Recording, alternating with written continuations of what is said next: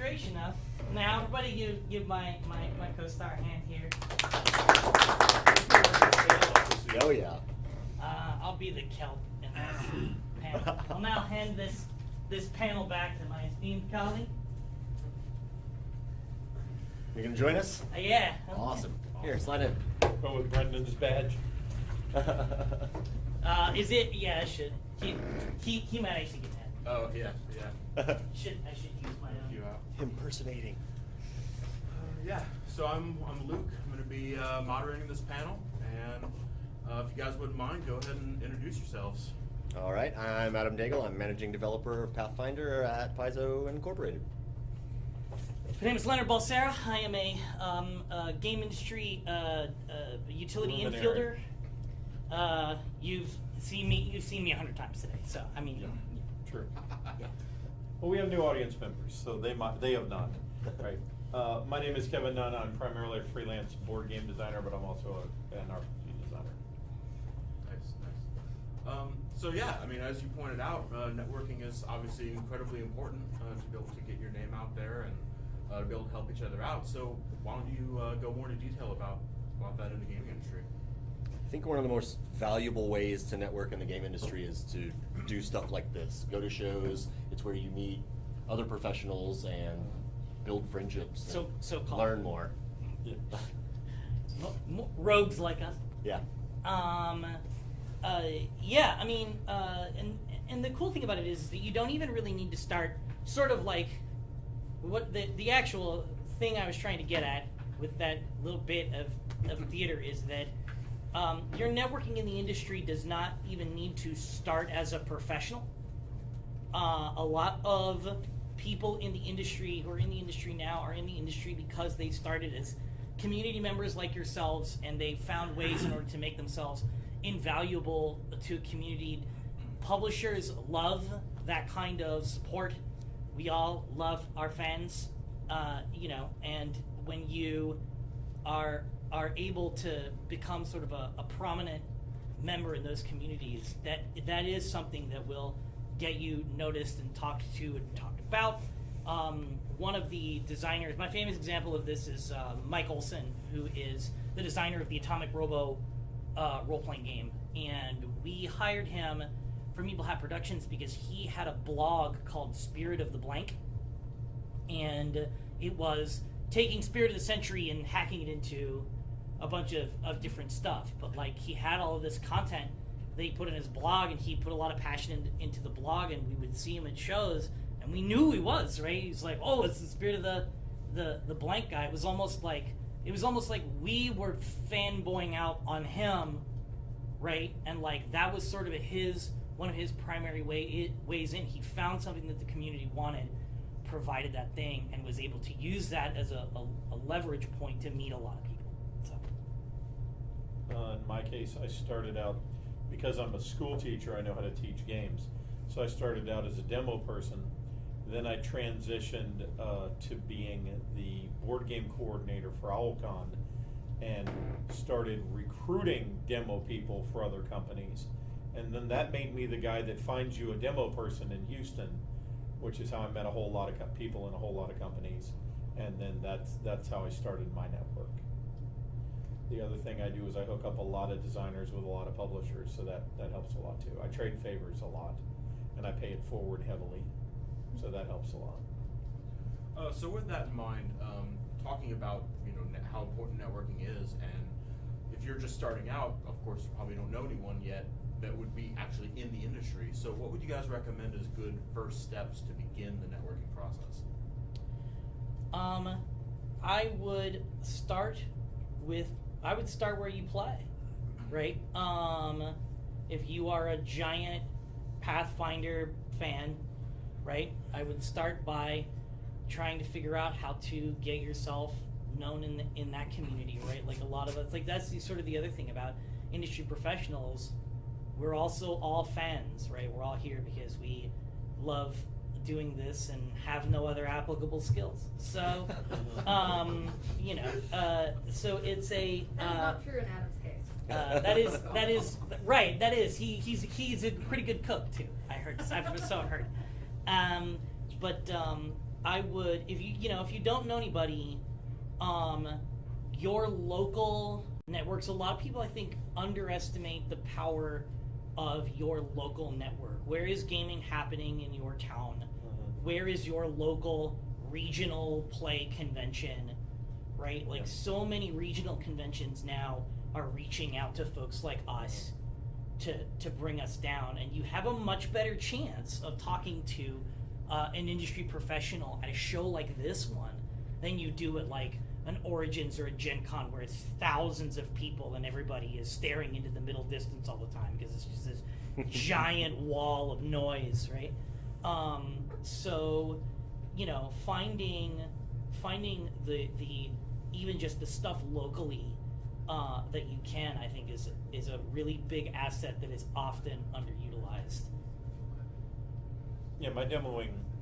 Well, I started demoing at Origins. That's how I got hired. I did demos at Origins, but then I almost immediately parlayed that downward to just doing local cons. I was the South Houston South Texas demo person for Cheap Ass Games, and that was the first company I was demoing for. And then it became I was the Owlcon demo person for Rio Grande, and like I said, and then I was the game organizer for Owlcon and switched over to that. Yeah, there's always a million little jobs that are local, and once you've shown people that you follow through on whatever you say you're going to do, no matter how small it is, they remember you, and then they ask you to do bigger things, and then suddenly they give you actual responsibilities, and you fooled them, and good job, You've tricked them into believing you're a responsible adult, which I have been doing for 30 years now, and I'm very proud of it. I make a nice paycheck pretending to be a responsible adult in front of your children, and it's great. It's great. You're a great teacher. Yeah, that's Yet correct. another reason why I don't have children. Now you know this is one of the late night Yeah. panels. Game Theory Expo After Dark, ladies and gentlemen. Remember to check IDs at the door. There you Yeah. go. There you go. So is this strictly volunteer at this point? Networking is almost entirely about volunteering. At first. Like the demoing I- stuff? And all Right. that? I think all the way through, most of my networking is doing favors for other people. Yeah, that's true. And trusting that at some point, somebody will do me a favor when I'm in need. Right. When I started out and I decided to be a designer, a lot of people who knew a lot more about design than I do gave up their time to give me advice. Right. And there was no way I could have paid them for the quality of the advice they gave me. Right. But what I can do is I can pay it forward by now giving advice to new designers. Yeah. And right, I mean, that is true. I mean, even if you are somebody who is looking to enter the professional sphere, you're working on your own designs and things like that, it is still easier to leverage, in my opinion, a position as, oh, that's the guy that always runs my game at this show, right? And then we develop a rapport that way, and then I'm sitting with you at the bar, complaining about some shit. And like you have an opportunity at that point in time to like be like, yeah, and I've been working on my thing, and because now we have a relationship, now I'm interested in that thing because I'm interested in you as a person, right? As an individual, right? Rather than as some designer who pitched me something. Yeah. Right? Yeah, if you're doing things for people with the sole intent of getting an advantage, people can smell that coming off of you a mile away. Right. But I mean, well, I guess what I was asking was, are there hired or paid positions in the local community that's from publishers, like because I heard, for example, that judges are paid for Magic the Gathering. I don't play Magic the Gathering, but I heard that judges get paid like $250 or something at a store. I just happened to hear that random. I don't know. Right. There are some, right? Like I've also, heard of like local.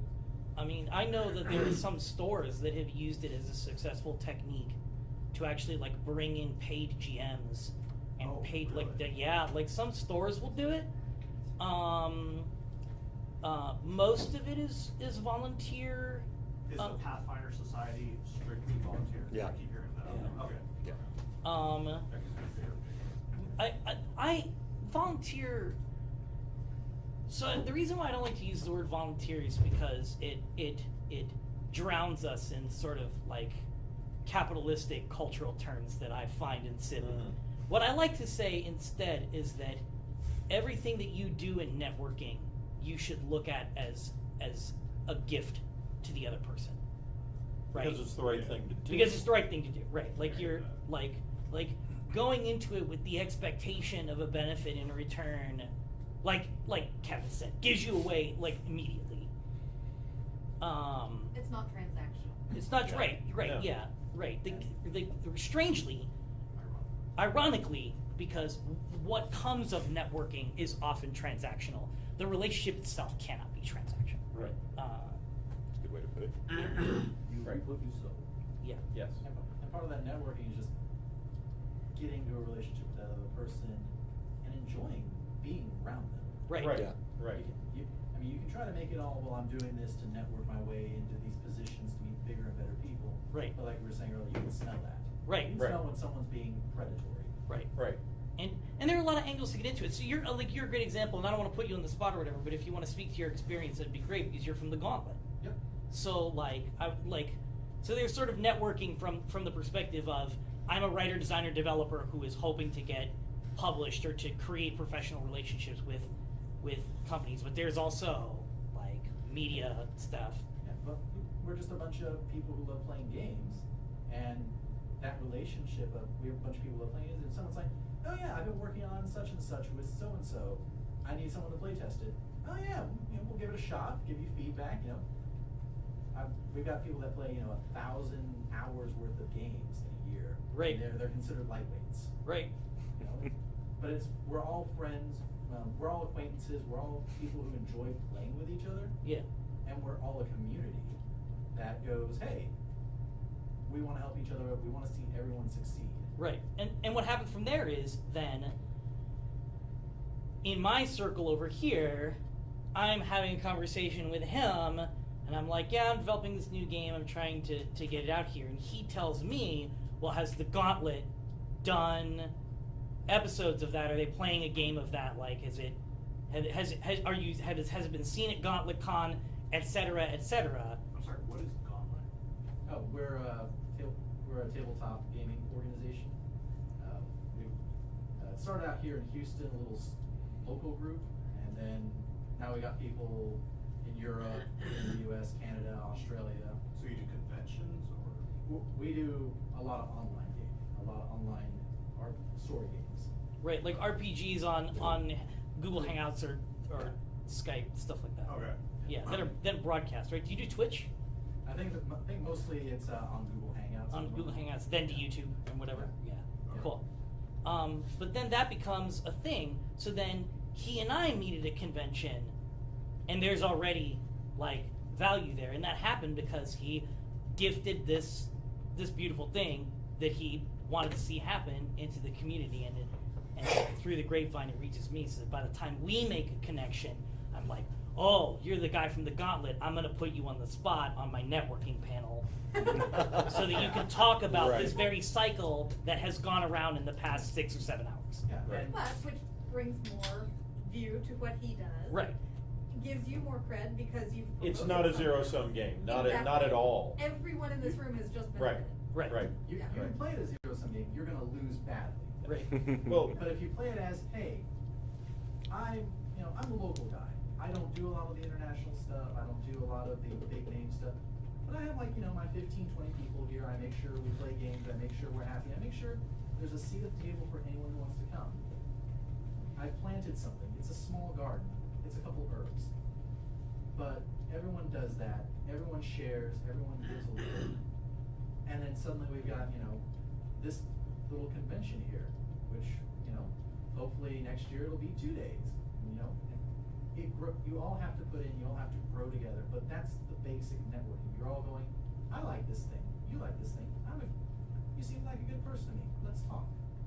There's nobody in this industry that got where they are by going solo. Right. So I personally feel like I've been living under a rock even though I've been a lifelong gamer. Sure. Is Houston and greater, like this region Houston's a has- gaming mecca. Yeah, I had no, okay. So Lenny and I it's were not talking about normal. this earlier. The thing about Houston and Texas gaming in general is it's highly decentralized. There are a lot of pockets of people in Right. different places. So it's hard to walk and say, oh, look, this is a group that has 500 members. Mhm. Instead of Houston having one group with 500 members, Houston has 50 groups with 10 members, and every group has a member that's connected to at least 3 other groups. Right. Right, and that's, so nobody knows it until they get here, and then they find out, you know, that we're all one step removed from each other. So Adam, how many other cities do you do this, coming from the fact that you're what, Pacific Northwest? Yeah. Not as many as I used to do. Like whenever I was just a freelancer, I hit shows quite a bit to like, you know. Where does Houston rank as the outside city to go to these? It's probably one of the more common ones, honestly. Like Jason brought me out to Comic Palooza in 2014. I was brought out to Alcon a few times in the last decade. OwlCon specifically, OwlCon is literally one of the oldest conventions since the beginning of RPG conventions. It is like, yeah, it has been I thought it was a small. it is small. 750. small, I love small shows. but it has been You get a running lot more done. for Yeah. many years now. And it's dedicated to beings. Yeah. They're not a profit Yeah, convention. and it's hardcore. When I was the board game coordinator, we met once a month, 8 months out of the year, and then we went to once a week, the 2 months running up to it, and the week right after it, and then I got a 2-month break. The reason I stepped down was because I couldn't keep up with the pace anymore and be a designer. And so I had to step down first I had to find somebody to take the job. So I went to my design partner Luther Hendricks and walked him through it. And no, it's a serious con. They're very organized. Yeah, our second planning meeting is October 7th, in fact, for next year. And because of that, they have the ability to attract folks from the industry that, because it's a smaller con, like I said, you get a better opportunity to talk to them. Like Jason reached out to me to come to OwlCon, and I'm like, I get to go to OwlCon? That's cool, because OwlCon has been kind of a fixture. Like, if you know anything about the history of conventions in the industry, that's a get. Like, that's a notch in the belt, We're right? able to punch well above our weight because of the reputation that it's developed over the past almost 4 decades. And it's a very laid-back convention despite all that. But going back to the decentralization, you're like, wait, I didn't know any of this. Also, I didn't know, 3 or 4 decades old. It's like, oh, I know Alcon. Everyone goes there and plays games. It's fun. Yeah. And Exactly. to Adam's point, now you know. Right. Because you're here. Yeah, right. Right? Yeah, you're in the Like network one now. step above San Jacinto, whatever that group. Oh, God, no. I know the Sanjay. What's dissing on Mike's group? When I start I mean, I'm making not- that one, then we'll talk about it. Never been to that group. But also an important thing to notice is you have one of the owners of GTEX sitting here wearing his GTEX shirt, talking about what he does at OwlCon. Conventions do not Excuse me. have to be antagonistic, and they don't have to be against each other. We've got the guy who ran OwlCon for years and years and years. City and Well, he just left about 20 minutes ago, but he worked I'm dying. Thank you. 8 hours of shifts, it can be. Y'all been busy over the decades. Oh. No clue. Oh, that's a good point. A good point too. Sort of riffing on that is one sort of misconception. We're bouncing around a little bit here, but I'm sure you don't. I'm sure you don't mind. It's all related. Well, we're not giving everybody a chance to speak. Right. But a lot of people make the misconception that industry professionals are your best target for networking, when often they aren't, because people like Jason are the people who are coordinating and are involved in all of these communities, people like Kevin, right? So when you're looking for folks to get to know in the industry, writer designers may not be like where you want to go, because they don't always necessarily have the kind of community connections that you might be looking for, whereas convention staff and personnel Yeah. often Those are the hub will. people. Right. Yeah. They also know a broader range of people as well. Right, right. The risk of treating my own horn, we're the fixers, we're the guys who know the guys. Right. These people, they know a lot of people, but they're very limited on their time to be able to make those connections for you. To me, that's all we do. Yeah. Yeah. So do we have any other, to your point, Kevin, did anyone else I don't have know. anything specific they were interested in knowing? I was being facetious. I think there are a few enough people that everyone has had a chance to Hey, say you guys their. are the new the audience, we're the pan. Right, yeah, right? It's your I've panel been in now. some of those at Chupa. Right. 10-man panel, 3-person audience. Right. We've clearly done this wrong. So would you say, what are some of the most, I don't know, what are some of the best places to play games, but also kind of get to know people as far as like the gaming conventions, like BGG-Con, I keep hearing about. Yep. CopperCon? BG-Gun's a pretty good one. So I'm at every time we're at Board Game Geek Con. It really kind of depends on what you're looking for. Bless you, sir. So go to what you love and do what you love enthusiastically, and the rest all follows. It happens that I became a demo person at Origins, but then I immediately stopped going to big cons for 5 years and did nothing but local cons. But I did all the local cons, and that was fine for me. At the same time, though, I had a friend. He started demoing for Cheap Ass Games at the same time I did. He then became a demo person for Steve Jackson Games, and then he went straight into the industry and worked his way up to being one of the co-owners of Mayfair right before Mayfair closed down. But what he and I each did is we found a thing we loved and we volunteered at it until people thought we were responsible enough to be, allowed to get ourselves into trouble. And I went the game designer route and he went the game publisher route and I wouldn't recommend Gen Con and Origins as much because they're crowded, and Gen Con, That's what I heard. right, and Origins is where a lot of us are doing our hardest hustle. So if you see an industry personage going from one place to another at Gen Con, they got some shit to do. It's a very busy show. That is Yes. that is Origins too? Origins. So Origins is a little bit more laid back because it's not as crowded. But one thing, and this, y'all might have a different experience than I do, but I know that a lot of my colleagues use Origins as an opportunity to catch up with friends. So the danger you run into at Origins is that if you're at the big bar on 2 at Origins and you see, a bunch of people, personages sitting at a table right at the big bar on 2 and they're talking, that might be like catching up with friends time, and if you roll up on that, it might be perceived as being astoundingly rude. I felt like a total outsider there. What is Origins thing? Like, I don't know anything about it. I wish I knew. yeah, I mean, I'm afraid I can't parse the question. Sorry, that's it. I think he's asking what Origins is. Is that Yeah, correct? it's like a game. It's a smaller Gen Con with a more heavily indie bend. Also, I would say Gen Con has in general become a board gaming con more heavily, and Origins is still a little bit more roleplay centric. Yeah. A little. And Board Game Geek? Board Game Geek Con's about board games. All about board games. 100% board games. Yeah. Period.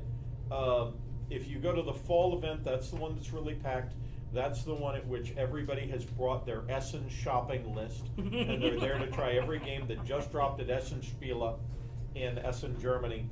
And that's all everybody. Well, that's what a lot of people are there to do. So not even really role playing games. 0 role playing Yeah, games. there's literally 0 zero role-playing games. role-playing games. Yeah, I was gonna say that gentleman has a question. Sorry. I was just gonna say, like you were saying, Origins, Gen Con, those are better. Honestly, start with the locals because Yeah. not Yeah. only are you gonna be able to have more face time, but also if they're local, you can start like, hey, do you know a good gaming group to jump in? Or, you know, what's the next con you'd recommend me going to? Right. You can start getting in that ecosystem. You can start putting your face in there. Even if it's just, you know, you show up, you volunteer maybe at the con, you know, but you start seeing your face, you start seeing, and it's not gonna be, hey, I met them at the con, you know, yesterday, and now I'm selling my bespoke RPG system based on die 12s, right? It's gonna take time. You gotta build those connections, and also you just gotta be a good person. Yeah.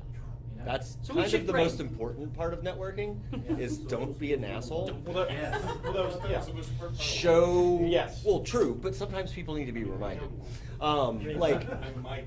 it is Yeah, the yeah, you time. might- It you is might the kinda time have to some, yeah, that's hone it. your social skills. Yes. I will tell you, I just went to Gen Con for the first time. How was it? It's huge. I did get to meet a couple of industry people, just a bit more from a social side, which was nice, out of contacts I had made online. And Right. they were hanging out with them, and they was, hey, why don't you come along? So a little, but as far as like, I just started this company in February. We just incorporated, so we don't even have any products ready yet. Congratulations. I But just started this company in February. What's the name of your Good, it's Goblin Head Press. And I'll print out cards later. You got 'em. I do have cards. Networking. But it's GOBLYN Head Press.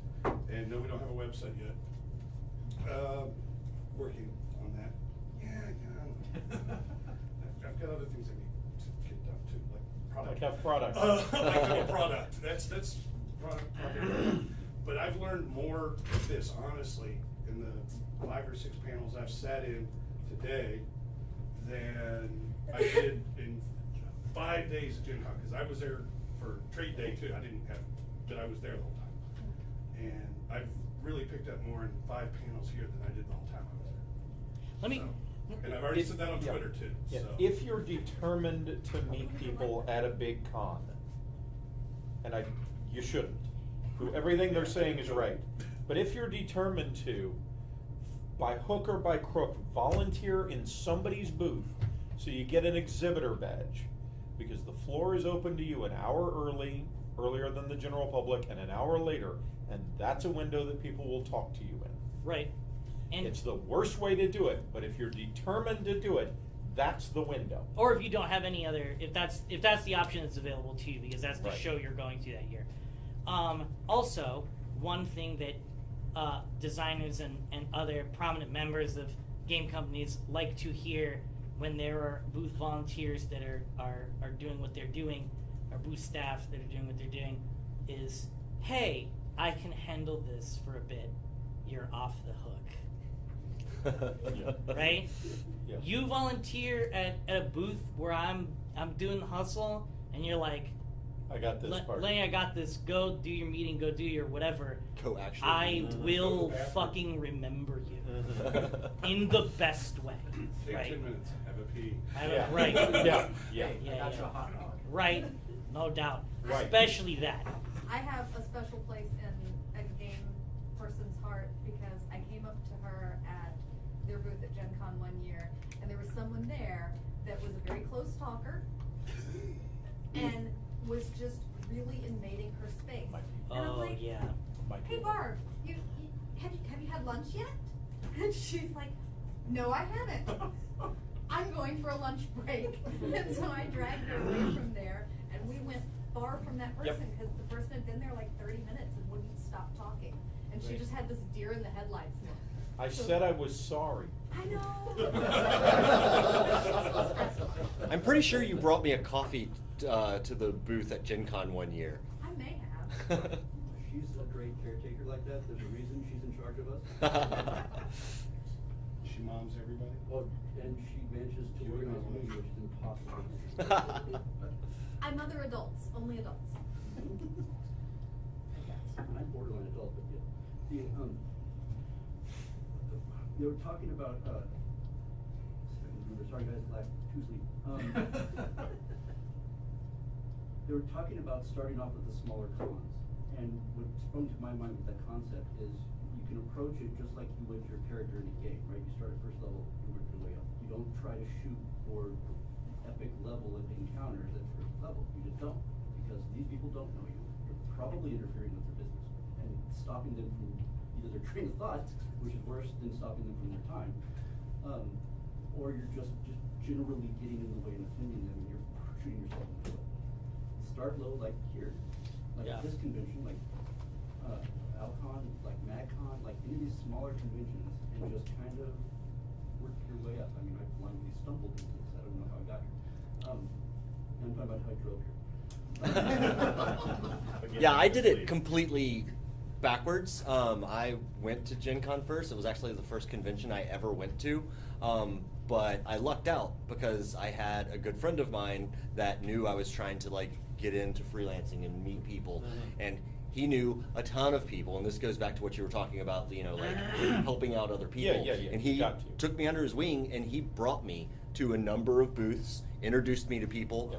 said, hey, some of us are going to be meeting in the bar later, you should come by, and extended that invitation. And without him, I do not think I would have. Yeah. Jason's pointing at me because I did that for his co-organizer of this con at Board Game Geek Con. He said, I want to go talk to publishers. Right. I said, you do not go talk to publishers without me. I know most of them. Let me introduce you because now they'll talk to you. Yeah. Because I'm vouching. But even to Adam's point, what year was that, roughly? 2007?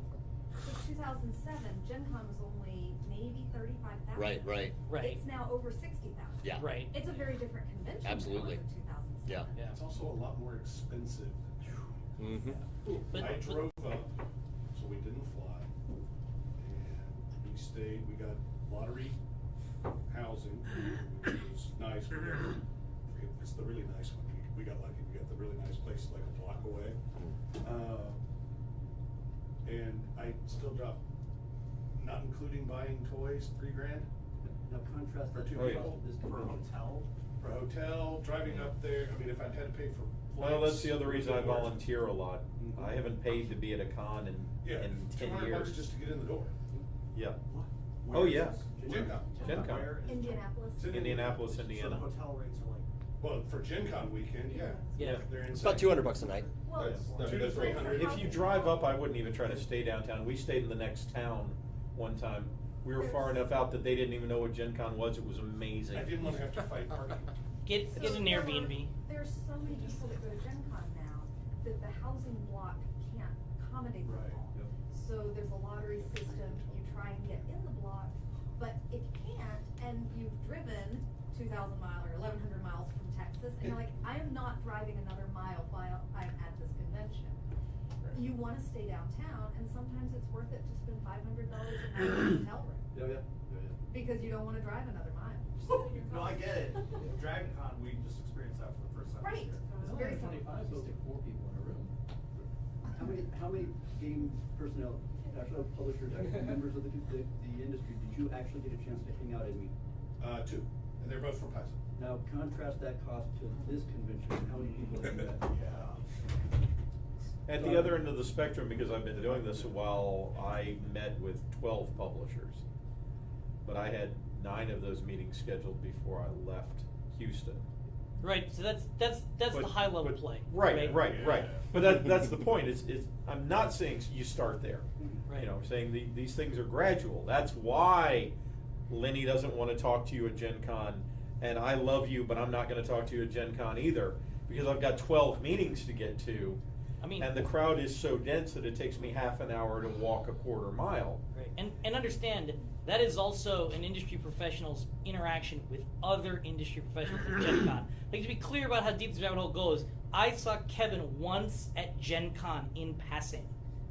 And that's because I saw you and made the time to come over and say Right. hi. And say hi, and we acknowledged each other. He saw that I was, hustling with a customer or whatever, and he's like, I'll see if I see you or whatever. I mean, so even for industry personnel, Gen Con, like, it's just not. My 4 days of Gen Con, I have a 3D printer. I printed GTEX stuff, and I pretty much spent the entire 4 days trying to locate each one of our professionals that was coming to this to make sure they got either a keychain or a magnet. Yeah. And it was a 4-day adventure. Yeah, to I got find that. all of Yeah, I them. got that snazzy fob. Yeah.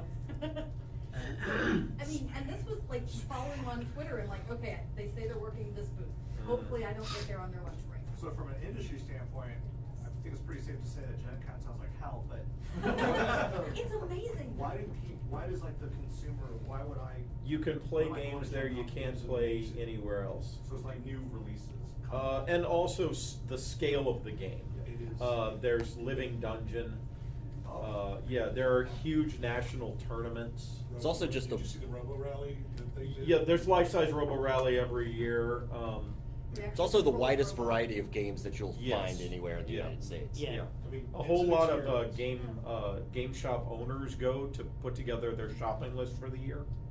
They're figuring out, okay, these are the games that are coming out. This is my chance to look at them and judge them against what I know my customers like. You know, But none. Distributors as well. absolutely. Right. What'd you say? None Distributors of, as well. Distributors go there, yeah.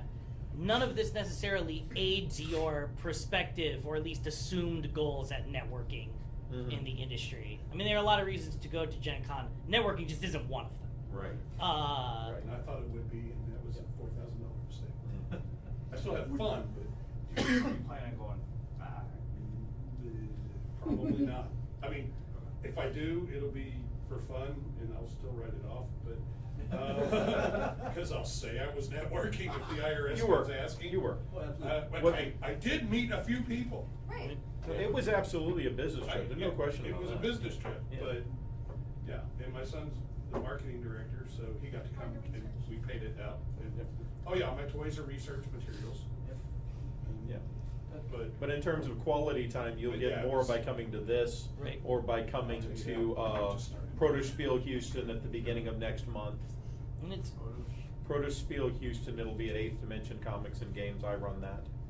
That'll be a weekend of nothing but game design and testing, focused on board game, but it will have some RPG, which is to say, if somebody shows up with an RPG, they can test that too. What's the date? That's the first weekend in November. Millennium Con's coming up in Austin, but it's mostly board games. yeah.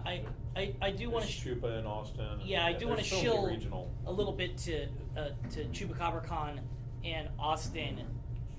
It's a great bunch. It is so they have taken an interesting tack in the small con circuit, and that the con organizer decided that he wanted to have the smallest convention possible with the weightiest guests.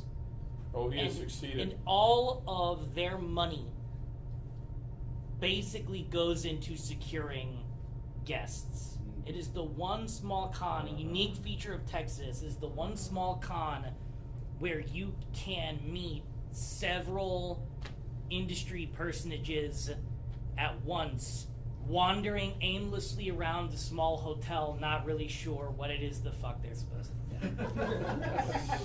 What? It's really. There's a lot of Are there panels. panels? There's panels. Yeah, Okay. there's panels and games, and it's There's a tons of panels. It's a it's a no, but it is that thing like we were talking. It sounds like a wildlife safari. We were Design. we were talking. Now, I might have a very Steve Jackson. I might have a very individuated experience at the convention, but you were talking, Kevin, about the thing. You know, it's like here's our 10-person panel, and there are 2 people in the audience. That's Chupacabra Con, where the ratio of game industry celebrities, for lack of I hate that word, but for lack of a better term, to convention goers is surprisingly even. Like 1 out of every 2 or 3 people you're gonna see coming through the hallway, you know, owns some Yep. some company, right? In fact, Like- it's amazing how many people I chat with at Gen Con only because I know them from Chupa. Right. Right. That's not the direction Well, that's and supposed to go. I had one. This past Chupacabra Con, I met Greg Gordon, who I don't know how many of you know Greg Gordon, but Greg Gordon designed was one of the designers of the original Victor Games James Bond role-playing game back in the day. Right. Was one of the designers of the face rip system that was used in Marvel superheroes. I mean, this is like a titan of the 80s and early 90s in design. And he was at Chupacabra Con, and I don't think he has been on the convention trail for literally decades. And I saw him at the green room at the show, and I was like, first of all, but second of all, how did you get here, right? Like what happened? And that's just what Did he still have a job? that's what their gig is about. He actually just wanted to come back into the industry. He'd been out of it for a long time in tech and like some other stuff, and he wanted to come back into the industry because there's a lot of new hotness happening now, and he was curious about it. But that's their bag. Is they like to find folks where they're just like. They're also a big center. Do you know the Shane Hensley and all of the Savage Worlds? Mhm. It's a big Savage Worlds. Oh, yeah. Most of the play convention stuff that happens there is Savage World stuff. So there's a setting for Savage Worlds called East Texas University. It gets a lot of play in Texas for coincidental reasons that I have not yet been able to identify.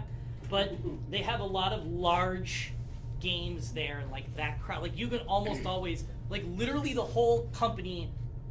The upper Goes. echelons of the company just appear Yep. there, so that's always one. I've shilled for cheaper. Very unique convention. It's a very unique convention.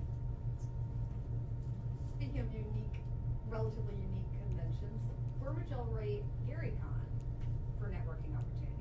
Have any of y'all done GaryCon? I've never been. I've never done GaryCon. Okay, because I hear great things. I have people telling me every year, "Oh my gosh, you got to come to GaryCon." It sounds like this type of a convention where you're just right there with everybody and able to see everybody. Right. It's in Gary's house, isn't it? No, it's in a What? hotel. It used to be. Gary's house is Started like in a Gary assessment Gygax's room. house, Well, right? Right. Gen Con started in Gary Gygax's Well, basement. true. Oh, that's Gary Gary Gygax. Yeah. Yeah, Gary, right? That GaryCon. That Gary. I have not done it. Okay. It is on the list. Okay. It's a small, tight, really tight. Right. Yeah. But that's sort of like if Gen Con, that's another one that's sort of like going to Jerusalem for Yes. for gamers, like I guess in you know. Spiela, yeah. Right, that's where after 3 days the Gygax rose from the hot tub. Anyway, Rose from the deep. anyway, Have you guys gone to Essen? Yes. I haven't been yet. You get by with just English? Yes. yeah, Everybody in Germany speaks English. Right. Because they know we don't. every I'm not being facetious. everybody in Germany speaks English. everybody in Europe speaks several languages because they are a cultured and civilized people in general. Also, they don't have to drive an hour to go to the grocery store. Right. My understanding is they seldom drive to the grocery store at all. They do delivery. Essen, for networking, Essen is a little strange. Mostly because the folks that you run into at Essen are usually there from the States anyway. Usually there specifically to do international business, and they're usually there to do international business and licensing. So like it's pretty rare that you will. That is definitely I don't even know where to place it on the spectrum of level. We were talking about low level versus high level play and like networking people in the industry. I don't even know where to place Like over here somewhere. Yeah, And- it's up inside. Essen. It's a Maybe little like bit. me. I had to get a proxy to off the represent side. me Yeah. to get my game sold that way. you know. I went through an intermediary. It's a different level of game. The reason to go to Essen is because Germany is awesome, What part? and because What part of Germany is it? Ruhr Valley. What's that? Essen is in the Ruhr Valley. and because in Germany playing board games is not nerdy. It's a thing that everybody does and it's super normalized. So if you ever want to go to a place in the world and just stand for a moment in a place where everyone from the most diverse group of people you've ever seen in your life, gender-wise, race-wise, doesn't matter, is all looking at games together and mutually appreciating them together, Essen is your place to go. It is a place to feel normal on this earth. If you do this thing, but for networking, it's not really that great. Right. So we have time for about one more question. Go for it. Your hands up, you win. Rock, paper, scissors, win. I was going to say one of the other things about starting small, starting local, it lets you see if you want to keep going. For Because sure. a lot of people Yeah. are like, I've got a game idea, I've got this great system in mind, it's gonna blow D&D away, and then you actually have to sit down and do it. Right. And sell it over and over and over. Right. And You gotta shill, you gotta talk, you gotta network, you gotta spend Expand on money, it. go to these Right. events, go to these things, test it out, get told how terrible it is, fix it, get told it's still Right. terrible. It destroys the soul. right. Like, even just like, oh, I'm gonna make up a little custom scenario for this game. 2 days later, I'm like, why did I do this? Yes. But it's- Yes. Some other quick, have business cards. Always be prepared to accept no for an answer in terms of like Yeah. taking up somebody's time. It is always a cool move to be like, hey, I'm sorry, I don't want to interrupt you. Here's my business card. I was interested in talking about blah subject. Move along. Yep. Move along. Uh, I would say take no for an answer, but the conversation's not over at no. right, sure. Yeah. Because the second half of if you're pitching a product, it's okay. I totally respect that this isn't for you. Do you know somebody I should be showing it to, and can I use your name? Right. No is not a personal attack. Right. Yeah, I mean, I stumbled into a meeting with the CEO of Days of Wonder. I was showing one of my designs to a little tiny company, and there was somebody hovering over my shoulder, and I look, and there's this brunette Frenchman who I vaguely am aware is in the industry, and then later look him up, and I'm like, oh. And he and I sit down, and we have a perfectly lovely meeting and a nice conversation, and it turns out that what I was designing, they already had one in the works, and no thank you. But he let me use his name to go then reach another publisher, because again, we trade favors a lot. He wasn't doing me a favor nearly as much as he was doing this other publisher a favor, but I wasn't mind piggybacking, There's something I would suggest about business cards. I would always suggest if you're having your business cards made, make sure you have some white space on them that's not shiny. Because people will write notes sometimes. Like Yes. Just a quick subject. If your business cards are real shiny, pen doesn't work very well, especially a gel pen. And if your business cards are so busy that there's no place to write, Yeah. they have no way to jot something down Yeah. about you. Does anybody actually like shiny business cards? What's the thing? Have you I'm seen not his seeing shoes? He likes everything shiny. It's a fair point. Yep. I am shiny. Those are your business cards now. They are. babysitting adults. There indeed. Honey, I need to go home and plug in my shoes. The future is strange. I was just telling her, she was trying to put me in her backpack. I'm like, yeah, just put it over next to my phone, and my shoes are plugged into the wall. I needed to plug in my phone, but I couldn't because a friend was charging his shoes. The future is stupid. That's a point. Which tagline for the future is stupid. Well, on that note, we've pretty much run out of time for this panel. Thank you guys very much. Thank you. It's all great. Thanks, everybody. Now for